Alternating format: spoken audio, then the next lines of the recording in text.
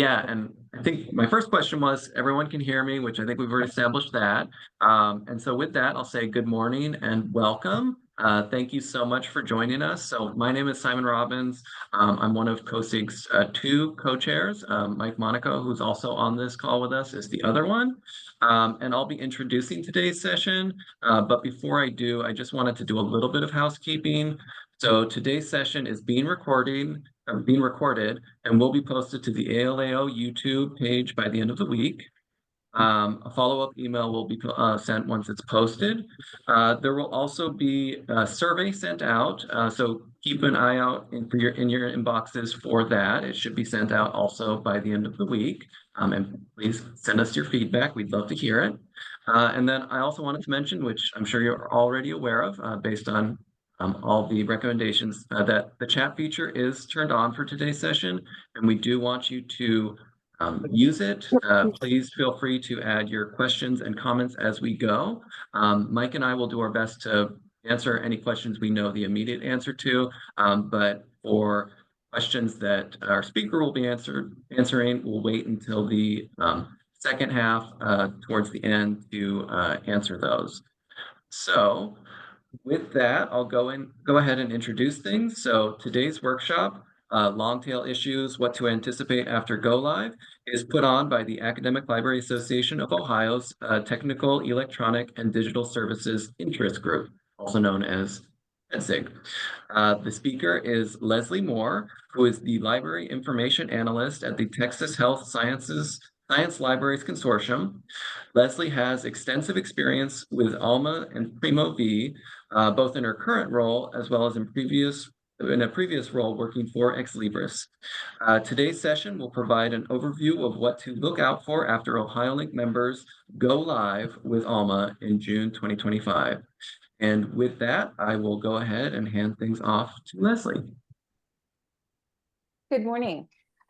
So thank you for attending the session.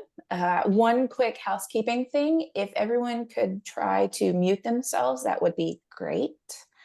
So your little mute button down at the bottom, you should be able to just click your audio icon and it will mute yourself and you'll be good. And I am going to share my screen and get us started. So hopefully, let's make sure my screen is, yes, my screen is looking good. Okay, so I am going to get us started. Okay, so today we're going to talk about what I call long-tail issues.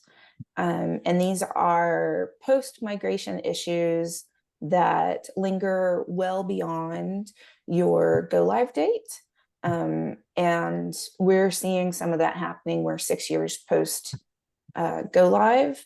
And so my consortium is sort of cleaning these up, or we're managing them, or we're entirely ignoring them sometimes.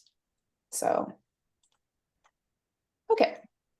So today's agenda is basically a quick introduction to the THSLC. And then we're going to talk about problems and solutions. There'll be some recommendations. There'll be regrets. And then we're actually going to have 2 moments for questions, because I do have some bonus slides for y'all, but potentially. Okay. So the THSLC is 5 medical libraries in the Houston and Galveston area. We're affiliated with the University of Texas system. And one of our libraries is what I like to call a unicorn, and that is the TMC Library. It's a private standalone, not-for-profit that provides services and access and space to members. And 3 of the 5 consortium members, so the THSLC members, are actually members of the TMC Library. And yes, it can get confusing sometimes. Our topology is basically 1 network zone and 5 institution zones, and we maintain our physical bibliographic records in the network zone with no electronic resources in the network zone, and then the institution zones, that's where we have our holdings and our electronic resources and our non-shared physical resources. I am the only staff member with network zone access, but I do have access to all the other institution zones. So our migration was kind of weird because we actually started with an Intoda and Summon migration in 2016, but we quickly pivoted in 2017 to Alma and Primo. And then we actually did not migrate until June to December of 2018. So let's talk a little about problems and solutions. So the very first thing to know is that the community zone is probably going to be your biggest bear. It's always in flux, and the CZ has bibs and collections and portfolios and other records. So the community zone, the CZ, is not just bibliographic records. And some problems aren't obvious. And you can't necessarily, you need to sort of track the trends for those problems. And so some of the things that we're doing is we're using local extensions and local records for some things. You should consider having a quick start guide so that you understand the vocabulary and the gloss, like basically having a glossary for the various things that are in Alma and Primo VE. Also consider tracking your trends rather than a single problem, and alert your fellow members to any particular problems you're having. So this is an example of our local extensions. So we actually use our local extensions for 776s. We use them for 69x's, 500 notes, so 5xx, and we also use it for 9xx. And that allows us to maintain things that are unique to us without losing any kind of actual cataloging, which we have in the past. We have a cataloger who we used to do extensive cataloging for electronic resources, and multiple times her cataloging actually disappeared entirely, and she had to start over, and eventually some things she just gave up on. So we did use Basecamp. I think y'all may have used Basecamp for your migration. We used Basecamp for our migration through Ex Libris, and we found that it was fantastic. And so this is what we actually use Basecamp for, is consortium discussions and meeting notes and minutes and training videos and basically anything that comes across that is Alma and Primo related. So having talked about that, let's talk about Primo and Alma related things. So one of our long tail issues that we basically ignore is we have a one bib plus a holding and a bib portfolio attached, and that's not the way Alma actually wants to work. It actually wants you to have a unique bib for your holdings and a unique bib for your portfolio. So your physical items and your electronic items are generally supposed to be separate. The other thing is also has to do with Ferber and dedupe, and ways to get around all of these things are, I have an overlap report that I run occasionally that is our print and electronic report, but we've basically ignored this particular problem because it turns out that most of our physical holdings are suppressed, and so it's not a problem in the Primo side. The other thing is to use the Primo view options for improving your display. And that would include the Ferber and dedupe options, using your Ferber and dedupe utilities, choosing to use the 776 and your related records configuration. And so this is an example of our print and electronic. And so, like I said, the highlighted section shows that the holding is actually suppressed. And so I go and look, and if all of those holdings are suppressed, I don't worry about this, and I don't report it to any of my libraries and say, hey, this needs to be fixed. So this is an example of Ferber and dedupe in action. In fact, I was doing this working on this presentation, and I had already gone through and done a Ferber calculation on Wintrobe's clinical hematology. several weeks ago, and lo and behold, turns out there's another one that I need to do this on. And so on the left-hand side of the screen, you can see that there's, you can enable Ferber and dedupe separately. But this is one of those, if it shows up, I go and do it. I don't have an actual method for my madness. Someone will be like, hey, there's a weird thing happening. And I'll be like, oh, that's Ferber and dedupe. We can fix that. And so the other thing that we have is also the 776 and related titles. And so this is an example of where the 776 can make your results better. I think they're better because then you can see that there's print and electronic on a single title, no matter if it's the print title or the electronic title. And in this case, this is Cancer Online. And in this case, we have it electronically, we have it in print, but we also have cancer cytopathology as well. And so the related records piece also improves this. And so the whole concept of this is to kind of look at how you're cataloging and look at how it's displaying in Primo and sort of decide like what your pain points are. So dedupe can be a pain point, and so can Ferber, because they can make the results confusing. So this is an example of braving the wilderness. And this is yesterday. So yesterday I went in and I was looking at this and I said, oh, I know that we have this print and I know that we have it in audiobook. And I went and I filtered for book and audiobook. And I was like, okay, why am I only seeing the audiobook? And I was like, oh, that's Ferber. It's the two versions. And then I was like, yes, but I know that this should actually be telling us that we have two different copies on this single title. And so you can add a 776 and you can wait.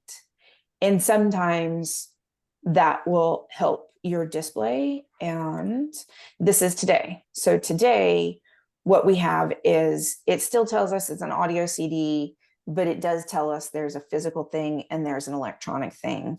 And again, it's still a little confusing because it makes you think that this is only an audiobook, that there's not a print book, and that's actually what we have.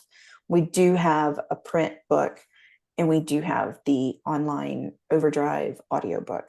And so, and then of course, the third thing is we have a CDI record. So the reason why I bring this up is because just about once a year, I have staff who are like, I don't like this display. How do we make it better? And then we have this whole discussion, both philosophical and practical, about why we chose things that we chose. So did we turn Ferber on? Why did we turn it on? Did we choose dedupe? Why did we not leave it on? And can we make any of it better? And that, again, over the last 6 years, I've probably had this conversation at least 12 times, discussing about why Ferber and dedupe do what they do and whether or not the display is good or bad or in between. And so this is just a test view, so you can see what it looks like when you don't have Ferber and dedupe on. You can see that there's a book and 2 audio CD records. And so basically, it's a fire hose. You're dealing with a fire hose. All you really want is a SIP, but there's always updates. You always have the CZ update task list. You always have the KB updates. You always have Primo and Alma actually updating.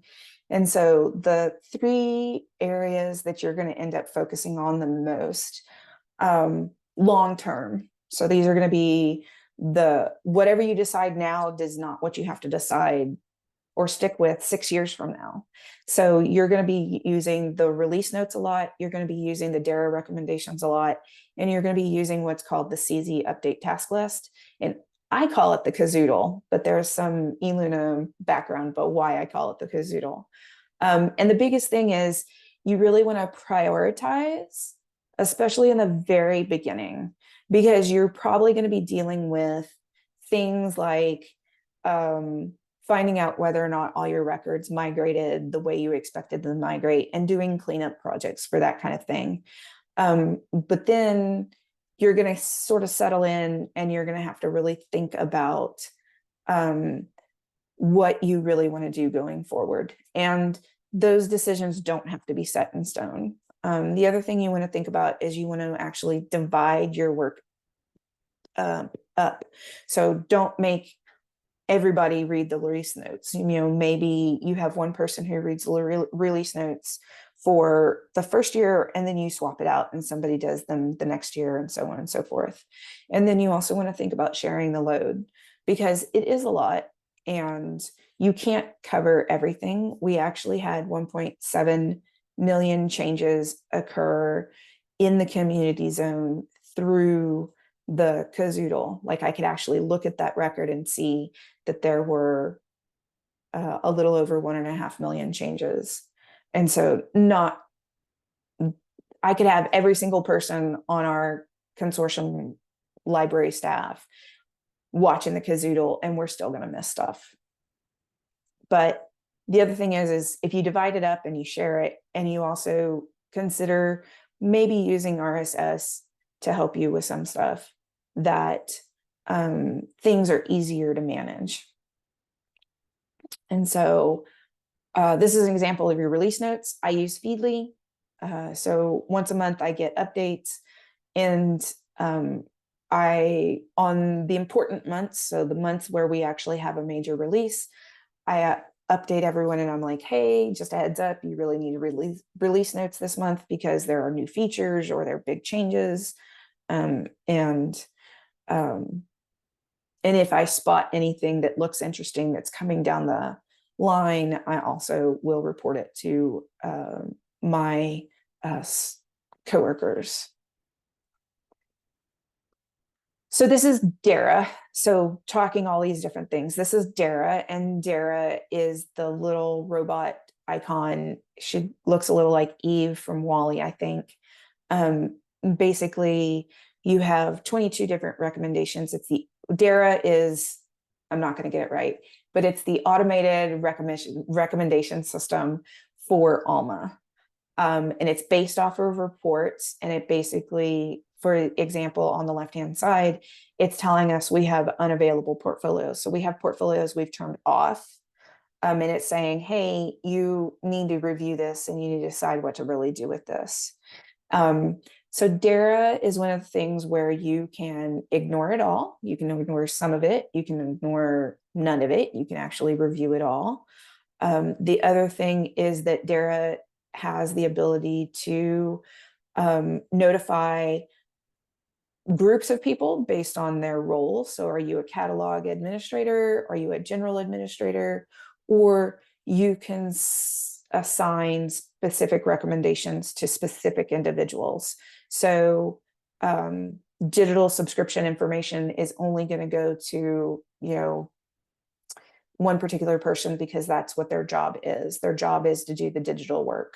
And so they should only be the ones who are getting the digital subscription recommendations.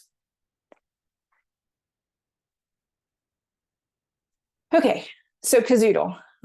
So this is the CZ, Community Zone Update Task List. And like I said, we call it Kazoodle. And it's basically the history of all of your electronic resource changes that occur in the community zone. So if Ex Libris deletes portfolios or adds portfolios or changes linking, all of that is in the Kazoodle. And just like Dara, you can ignore all of it, you can ignore some of it, or you can ignore none of it. You can dismiss whatever you have reviewed or ignored. So there's two tabs, there's a review tab and there's an all tab. All is literally the history from when you have gone live with Alma. So we have stuff that runs all the way from about November of 2018 and moving forward. And so I can go to all and I can look at what's happened in the past, and I can look at what's happening as of today if I wanted to. So, and the review just is like, you're not, when you dismiss something, you're not removing it from Alma. All you're doing is removing it from this list, from this tab that says review. And my recommendation is that you actually review by filters. So, for example, report types. The report types, what's the most important thing? And then there's also export options. I have a tendency to like to export the Kazoodle for a week and then look at what's happening, and then work off of the list that's actually in Alma. That's not the way some of my coworkers work. And so they choose to work differently. Sometimes they work completely in Alma. So this is an example from last year for where this is where I was talking about tracking trends. So this is neurosurgery open, and you'll notice that for the Ovid collection, it kept changing the linking. So it would change the J key from one number to another number, and it did it 8 times over the course of a year. And it actually did it 8 times in fairly rapid succession. And so what was triggering this? Does this need to be something I need to look at? And this was, again, this was a trend to look at and see what was actually the ultimate cause of the problem. Okay. Okay, so that's a lot. And I want to pause for questions. So I'm going to stop sharing for a minute so we can look at the questions and we can answer questions if there are any questions. I've been monitoring it, and I think the one that I've seen so far that hasn't been answered is whether or not you have any written guidelines on how you utilize Feedly, and would you be able to share those? Oh, I'm sorry. I must have hung up. So the question I'm assuming is from Amanda is, Leslie, do you have any written guidelines on how you utilize Feedly? Yeah, so I'm sorry, my connection's a little bit unstable. So if I'm a little bit jagged, just let me know. So the way I use Feedly is basically I go in and once a year I go in and I grab the release notes RSS feed information. In fact, I can show you. So I'll just show you because we have time. So what I'm going to do is I'm going to go over to Feedly, and I'll show you how I generally do this. So in Feedly, I have a bunch of stuff. Mostly it's personal, but I have my work ones. And so, for example, the Alma CKB release notes are actually broken into quarters. So the January through March are updated, and then the April through June are updated, and then it so on and so forth. And so, for example, what I'll do is I'll actually go to the most recent release notes. So at the beginning of the year, I'll go grab the ones for Alma and Primo. And then once a quarter, I'll grab the CKB release notes. And I'll use the RSS icon to go grab the RSS feed. So I don't have any hard and fast rules as far as this is concerned. I just make sure that I have all of the current year stuff. And I don't particularly looking at all the old stuff that comes through, but this is so this is what it actually kind of looks like. Is if you look at everything, that's what I usually do. Is I actually do the unread stuff, and so let's say that. Let me go over to Alma release notes, because Alma release notes are fairly new because it's May. So this is generally how it works. I will go to the Alma release notes. You'll notice that for Feedly, it doesn't involve everything. And so I just go to the main release notes. And then I almost always will skim the release notes for whatever I'm actually looking for. And then from there, if there's anything that I think is super important, then I'll start actually digging in and looking for information and seeing if we actually use that particular things. So like the title searches, this will be big because it's staff side and everybody is affected, even if all you've ever done is one single search. So does that make sense? Okay. So another person says, how impactful are the changes and updates to your users? Are they encountering access issues to parts of your collection? Or would they if you were not so diligent about updates and changes? Okay, so funny thing. Sometimes the updates, being as diligent as we are, doesn't help anybody. It doesn't hurt anybody, but it doesn't help anybody. Because I actually have encountered some examples of where we've had things set up since 2018 and no one has noticed that it's broken. So like no one's tried to access a particular resource. And sometimes people will say, oh, well, I thought this was just me. So that's sort of what happens. I will say that we do have a report a problem form, and it's not used as often as I would like, at least for the MD Anderson library. I'm not sure how well it's used for my other 4 libraries because I'm not in their system. I don't have access to their systems, so I can't see what their report a problem looks like. So yeah, it varies. The shorter answer is it varies. Other questions?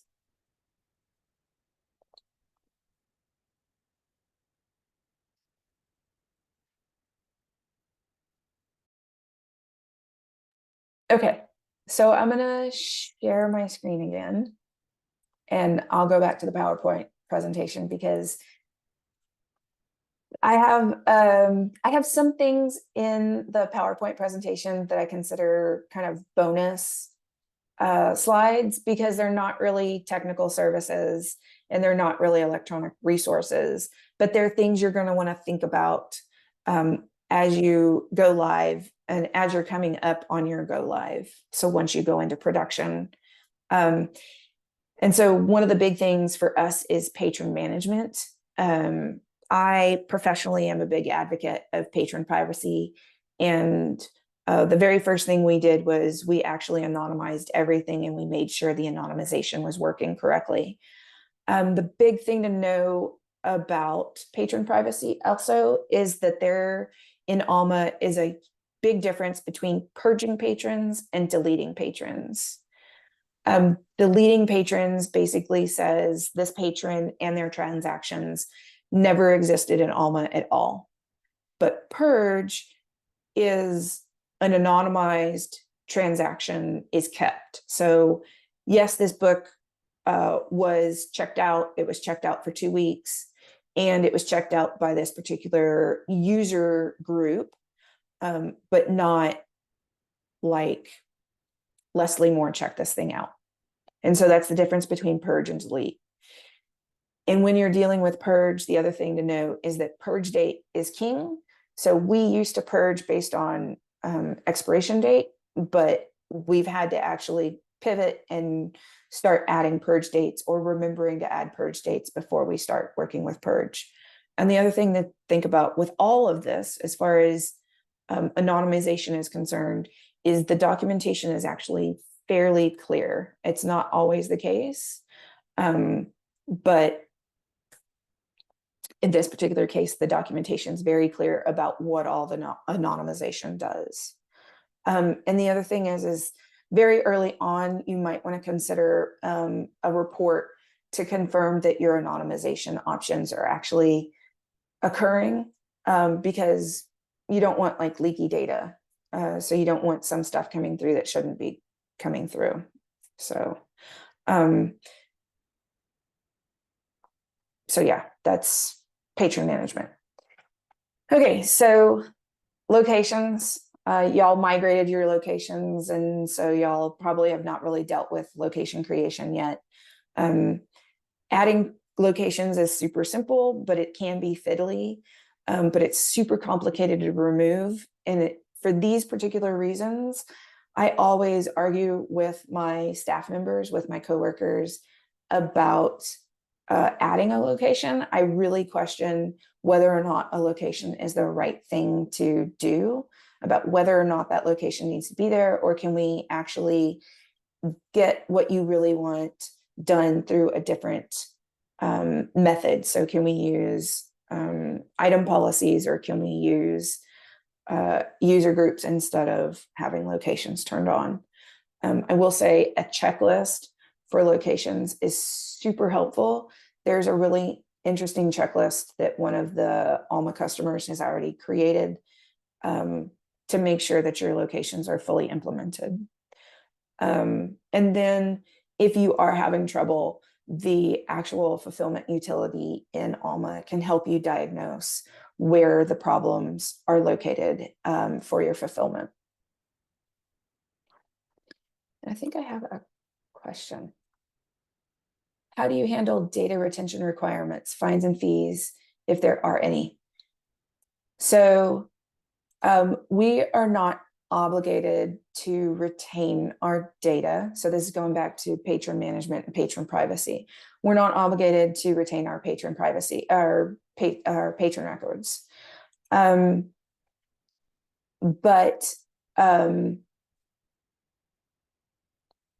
When we are choosing to retain, we try to retain the least amount of information. That's basically what we've decided as a group, is we want to just retain as little as possible.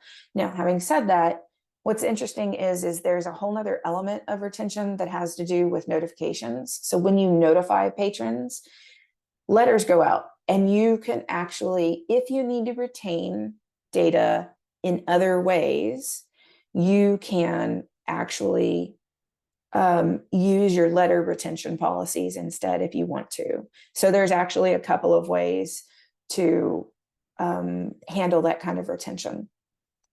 And the link to the checklist, yes, I can actually post the link to the checklist in the chat. So this is the checklist, and it comes from University of Arkansas. Yeah. Okay. Yo.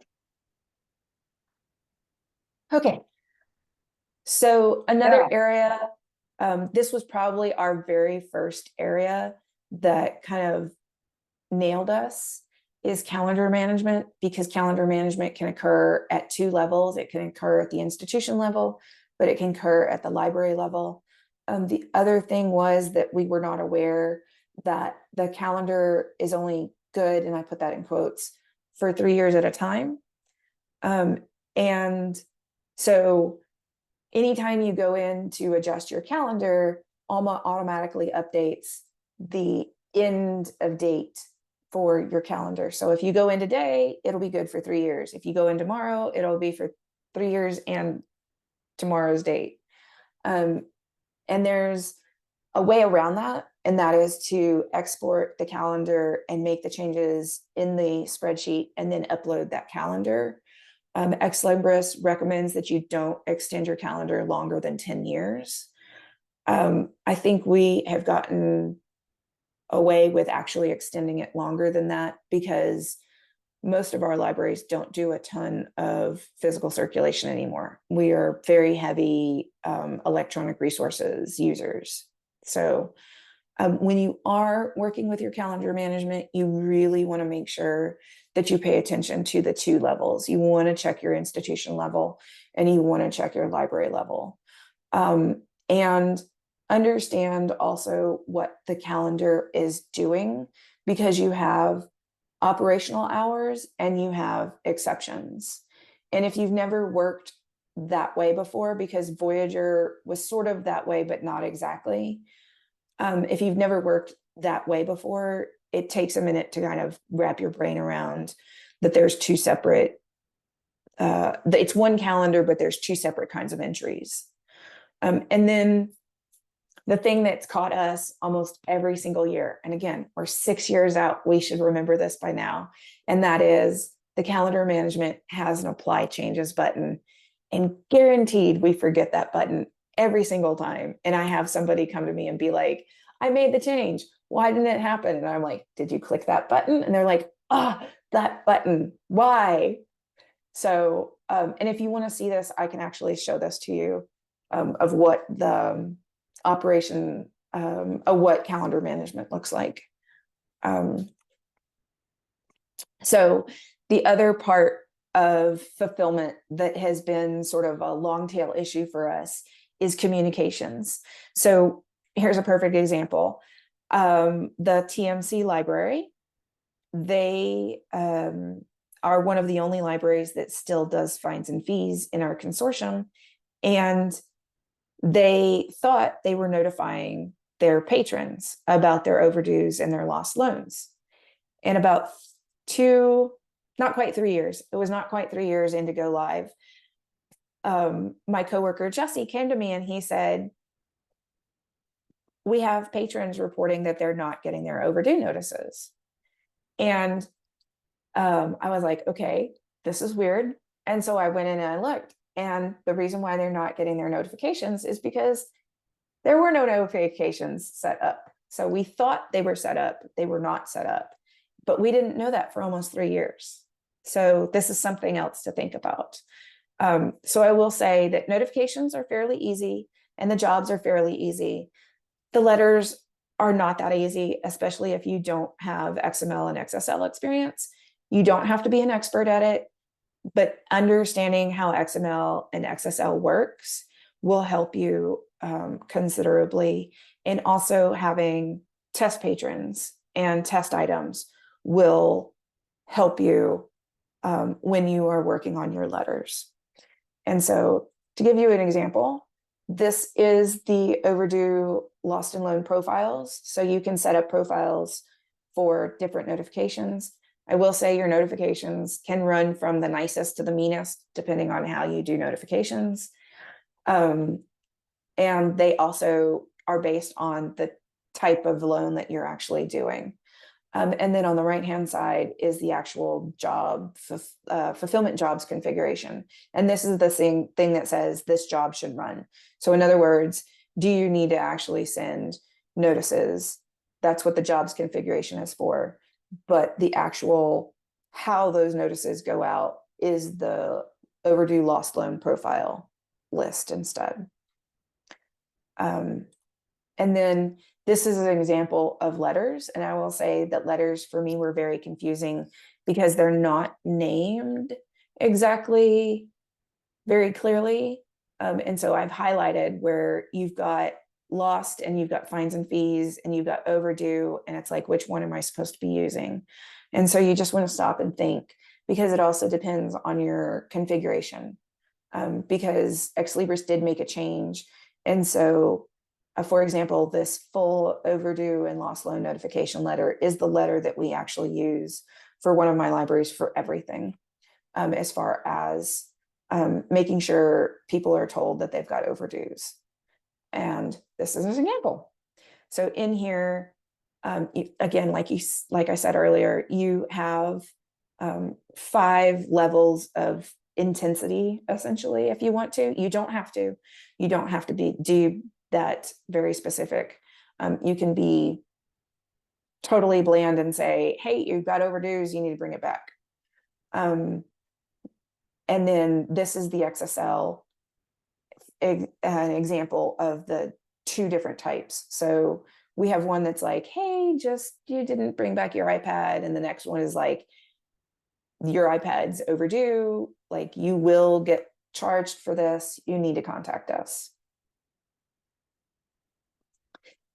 Okay, so system configuration, this is the part that I normally do. Most of my libraries depend on me to do system configuration. And if people have questions about system configuration and they want to do it on their own, they come to me and ask about system configuration.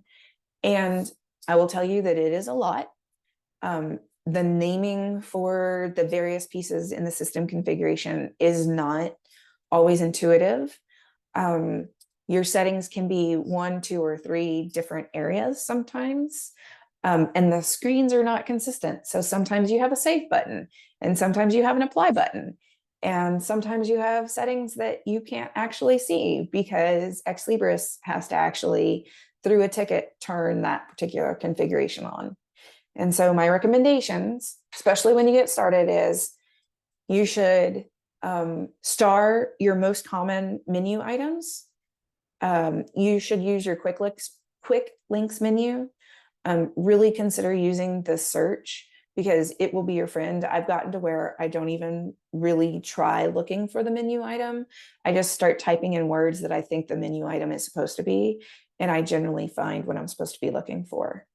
The one thing that I wish that we had implemented that we have not implemented, and it's very hard to do now that we have made lots of changes, and that is record your decisions and your changes to your system configuration. There is a notes field in most of the configuration now, and that's hugely helpful, especially when you don't know if toggling tab A makes a difference. You have that recorded, and you can see when that was changed, who that was made by, and whether or not that change. You can always go back and you can say whether or not that change actually made a difference or not. And then the other thing is there's these other settings tables in each portion of system configuration that can hide some of your settings. And you want to make sure you review those tables. And so I've said sort of, record your settings and record your decisions, right? And so this is an example for me about, on the left-hand side, this is settings that we have implemented for analytics, which you can't record anywhere. It's not in Alma. You just open a ticket, you ask them to make this change. And so now I track these changes. And one of the reasons why I started tracking this change is because we had our local parameters. So this is the thing that allows you to identify data that's in a particular field in Alma that shows up in analytics. We had different fields in different locations. You can actually see that for the bibliographic, for the very first local param, we actually have different data in those fields. And so I need to remember that it differs between libraries.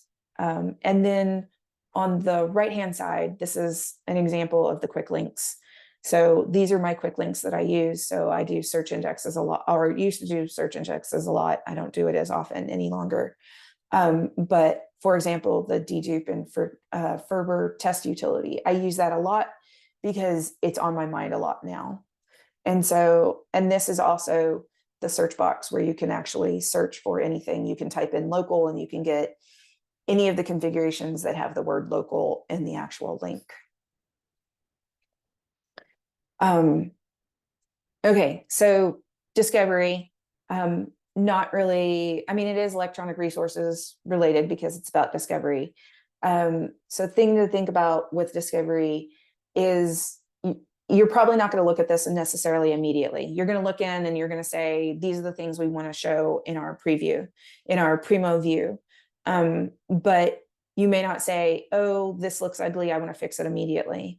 So this might be something that you sort of tag as, can we make this look better? And a year or two later, you might come to it and you might look at the normalization rules for making your Primo views look better. You might also immediately look at CSS. You don't like the generic look of Primo, and so you want to apply some CSS. Or you might want to apply some third-party code like the libkey code. We have the libkey code implemented and I love it. Makes things really easy for our users. And then y'all may have already heard that the NDE is coming for general release. So there's a managed general release right now. And then in November, the NDE is going to be released for general, all of the customers. So you don't have, and that's, again, that's in November. And so this is something to think about right now. Do you really want to do a lot of changes when you may want to migrate over to the NDE instead of investing a ton of time in Primo VE?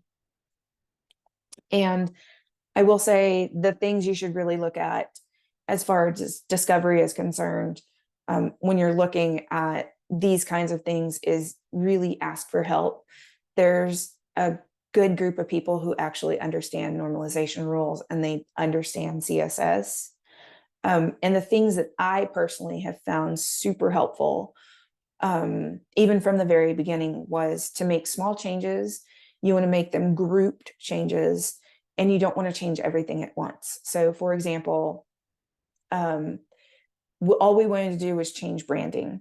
And so we made color changes. That's the only thing we changed. We changed the headers, we changed the link buttons, and we changed some of the icons. That's all we changed. That's all we did.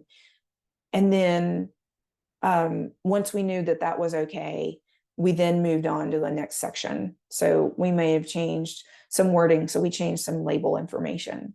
And again, so small changes, make them all grouped, and then don't change everything at once. So don't change your labels and your colors and your icons all at once, because then you might not know what has broken something. Keep a clean backup. Ask me how I know. So always keep a clean backup of your Primo VE package, because inevitably you will break it. I have broken it multiple times. I have had to go back and I've had to download like a clean copy of something, or said, oh, thank God I had that clean copy, and then immediately loaded it and it was no longer broken and no one noticed that it was broken. So it was great. The other thing is go hunting for what you like in other libraries. Poke at other views and see if you can figure out what other people are doing. And then plan accordingly for the future. So again, NDE is coming. Maybe you don't want to make all these changes, but you like some things that are occurring in some customers' Primo views. And so you make note of that and you come back to it in 6 months, or you come back to it in a year. And so this is an example of a change that we made a couple of years ago. I had a librarian who said, I really hate the way the table of contents looks. How can we make it better? And so I opened a ticket. I had some really good feedback from the support person. And then I went off the support person's rule and improved the rule some. And so we've got this really nice normalization rule for contents, but we knew we wanted to change it fairly early in the process, but we weren't ready to make that change because we weren't ready. We weren't prepared at all for normalization rules and for understanding how normalization rules worked. And then this is what our Primo views look like. They are pretty standard. What happened is another UT library actually had already gone live. We loved the look of the go live. And then we went with one set of colors for a very long time. And this is pretty much the way our system looks now. We haven't changed much from when we went live 6 years ago. We have changed colors to kind of reinforce branding. And so this is what we've got going on. You'll notice that they all kind of look the same. And then third-party code. This is the other thing. So I think we were live like 3 days, and I immediately dropped in the libkey integration, and everyone loved it, and we've loved it since. And that is the download PDF and the view issue contents link in Primo. And our most recent change is the TMC Library wanted to implement what they're calling virtual book plates. They found it at another customer's site. And so we have actually implemented it for TMC. And then a couple of other things that we have done is we implemented SpringShare, the Ask Us or the Ask a Librarian, so the lib chat piece. We also did a no results. We improved the no results page. So it just doesn't say, hey, you've got no results. It actually says, here are things that you should do to get results. And then we have a report a problem. And in this example, we have a little bug icon for reporting a problem from TMC. And some of the libraries have chosen different icons for that kind of thing. And in chat, can you share the link to the, yes, I'll share the link to the virtual book plates. I'll actually show you what it looks like. That's what this actually is. I don't have the link to how it was implemented, so let me just show you what it looks like first. Hold on. Okay, so this is what it looks like for TMC. And so you can see I've got there's a little bit of weirdness happening here, but Leslie, I think that we're still just seeing your slide, so I don't know. Oh, okay. Okay, hold on. So let me stop sharing for a second and reshare. Sorry. Let me share my screen. There we go. Oop.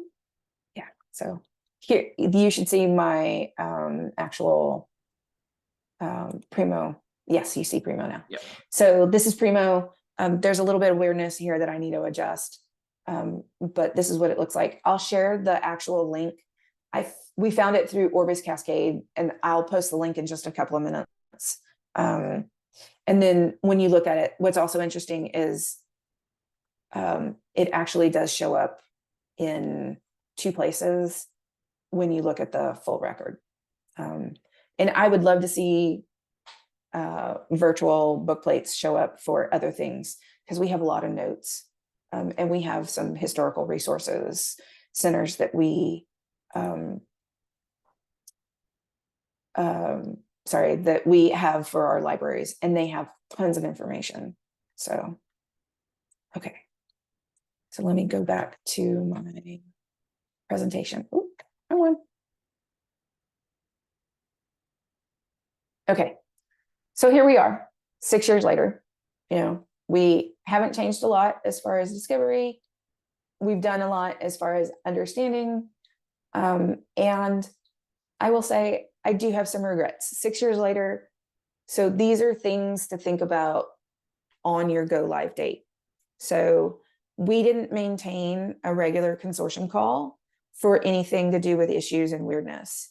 Only in the last 2 years have I gotten some of my librarians from my different libraries actually on a regular call to discuss things that are happening. And it has helped. We have actually been able to have a better discussion about why access issues are the way access issues are. And if it's just one library, or is it happening in all the libraries? And are there things that we can do on our end, or are there things that Ex Libris has to do? And so I feel like we went from having a regular weekly migration call to being like, oh, we migrated, we went live, we're done.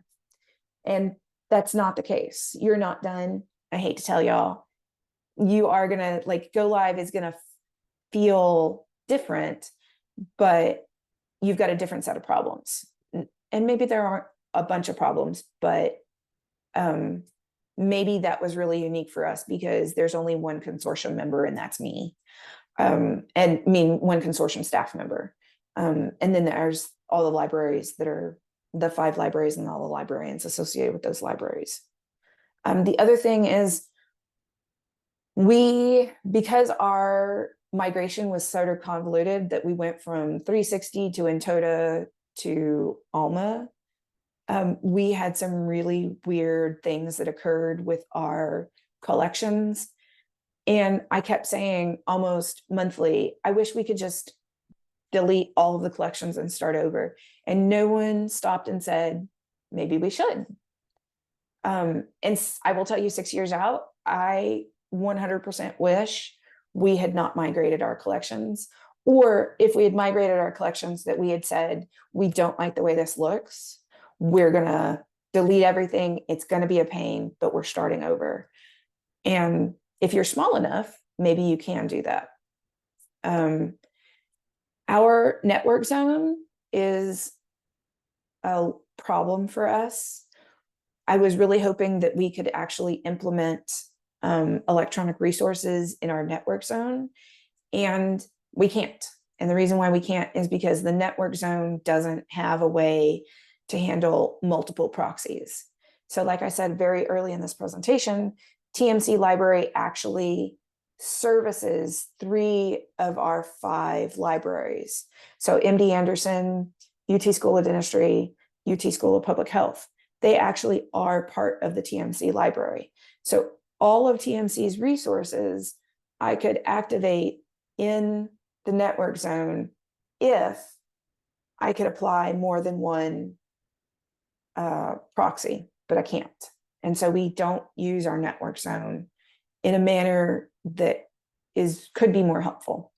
So, and then we didn't really establish or foster expertise. So I didn't go to somebody and say, I need you to learn X and I need you to be the expert.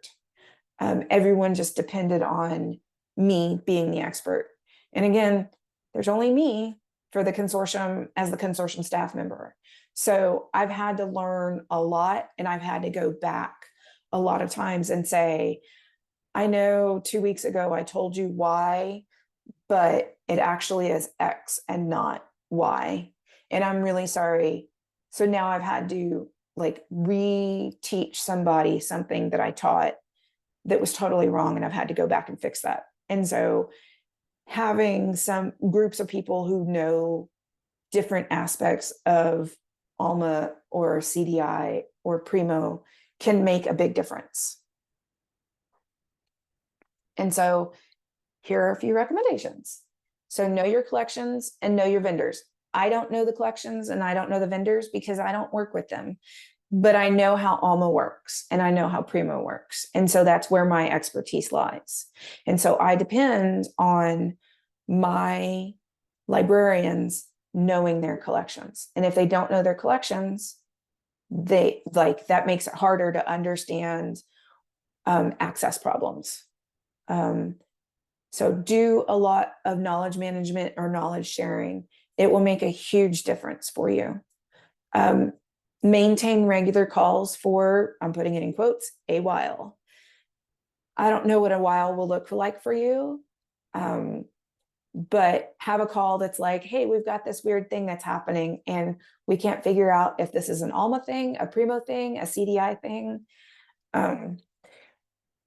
In that same vein, reach out to your community, like to the community. So reach out to the discussion lists, look at the Alma list and look at the Primo list and maybe the analytics list as well, and talk to them and ask them questions.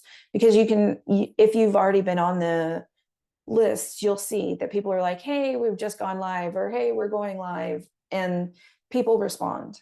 I've said this several times. So go to the Primo interfaces that you like and poke at the code. See if you can figure out what they're doing and ask. I mean, it doesn't hurt to ask, because sometimes they don't post it. They don't know that this is a really good thing that they're done. And talking to that person and saying, hey, this is really interesting. We'd actually like to implement this. Sometimes they will offer that code to you, or they'll say, oh, well, I did a presentation because you mentioned it. So re-watch your training videos. I know this sounds crazy. You probably hated the videos because there wasn't really any kind of context. They will start making more sense now. As soon as you start working with Alma and Primo, I have had multiple of my coworkers, I've had them rewatch videos and they're like, oh, I totally didn't understand this video at all. And now I know exactly what we're talking about. And it helps. It helps a lot to come back to the videos, and they do start making more sense. Something that came from one of my librarians was to immediately develop a training manual for your institution, and you need to maintain it. So it's a living document. So y'all might have sort of standards that everybody is doing, but like you might really need something specific to your institution. And then go looking for trouble. I always say this, that I'm the type of person who will break things, I'll poke at something until it breaks and then I'll fix it. And so, for example, I go looking for trouble. So I have a bunch of reports that I go look for stuff. So I have stuff like records that don't have OCLC numbers, or records that are missing ISBNs, or records that have weird dates, or bibliographic records that have no inventory at all. Why don't they have inventory? Holdings that don't have items. Why don't they have items? So there's an entire University of Kentucky actually has an entire folder called Looking for Trouble. And that's what I originally based my reports on, is University of Kentucky's list of reports. And so I've developed reports that I go looking for trouble, and I try to find trouble before it's actually a problem. And then the biggest thing is cross-train.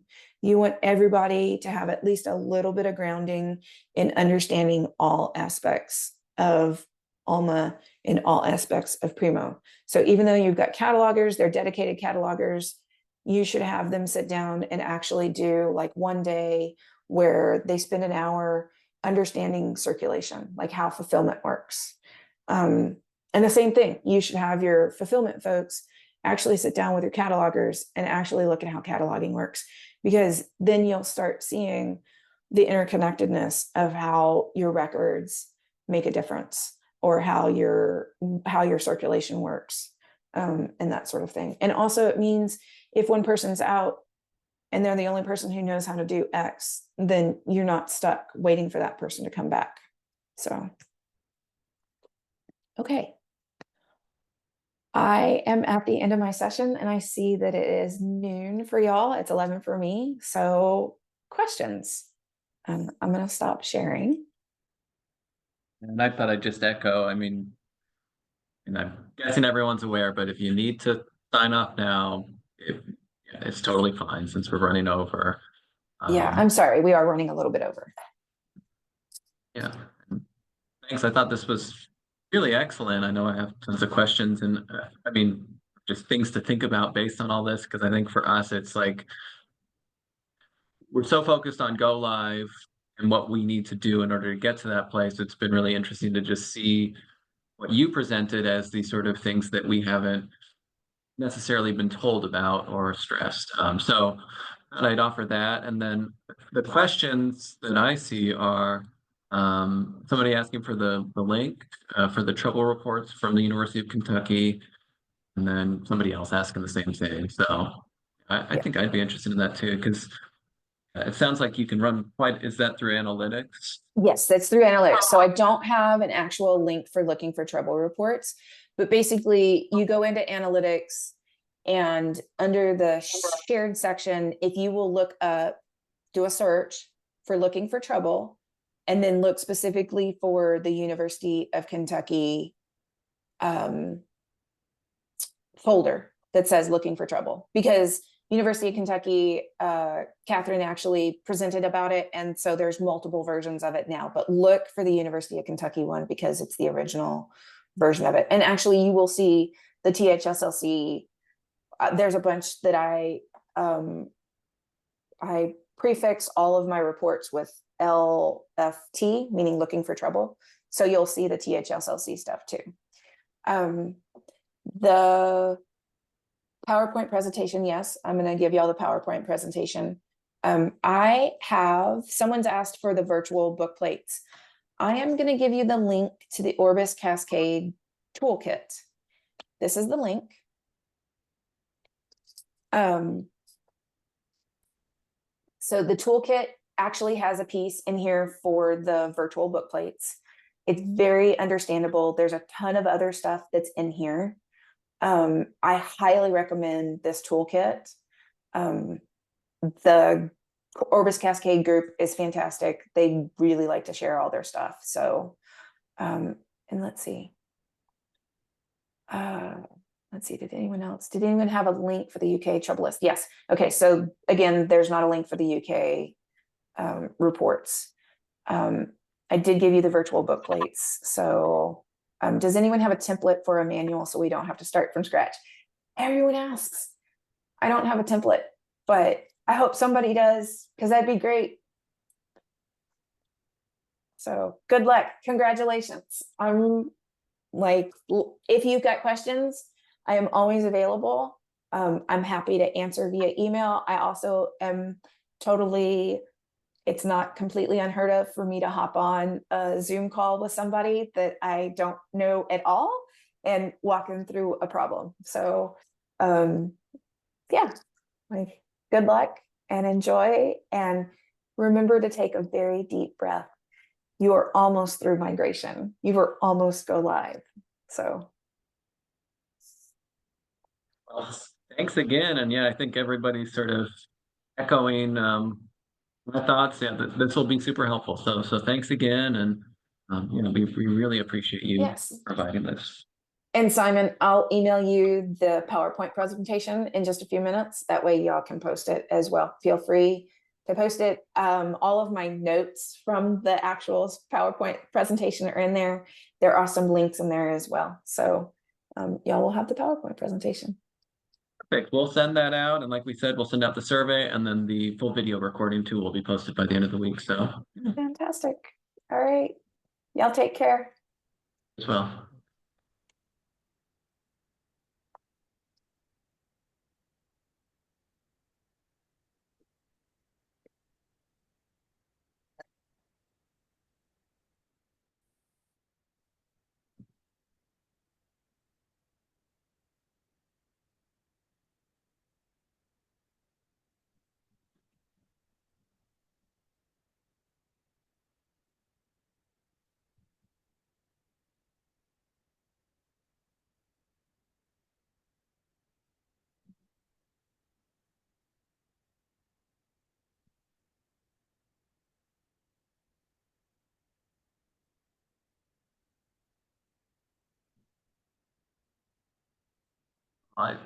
I'd say Mike, because people are just sign up, but yeah, I think everything would be good. Because yeah, that'd be good to touch base.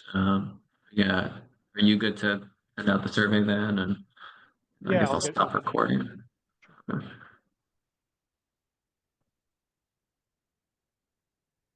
I'll get the emails.